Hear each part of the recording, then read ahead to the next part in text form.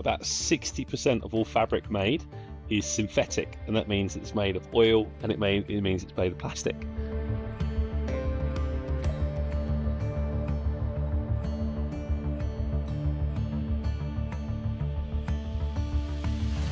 If you rub your hand on the inside, it's kind of like a cheese grater.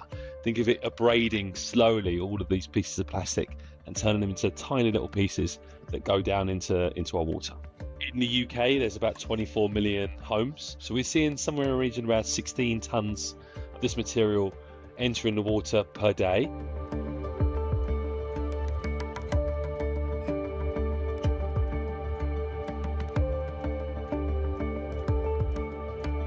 There isn't actually a filter designed to remove this, and that's what we did when we developed our product. You can get this as a retrofit solution.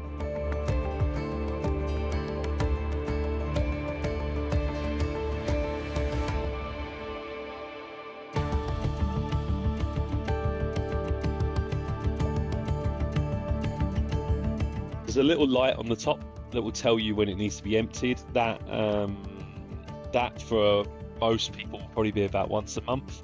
They come up to the unit, they open the unit itself.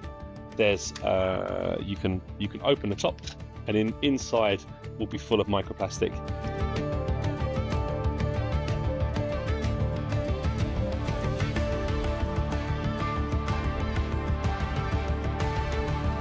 What we refer to as the Prince William effect has been incredible. You know, we've had him come to visit our offices in Bristol and really shine light into this issue.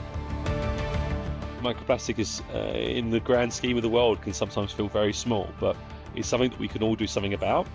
And also, like, I always think if we solve the micro materials, we've solved the macro problems. So things like plastic bottles in the gutter won't be so much of an issue if we've created the systems to capture the micro stuff.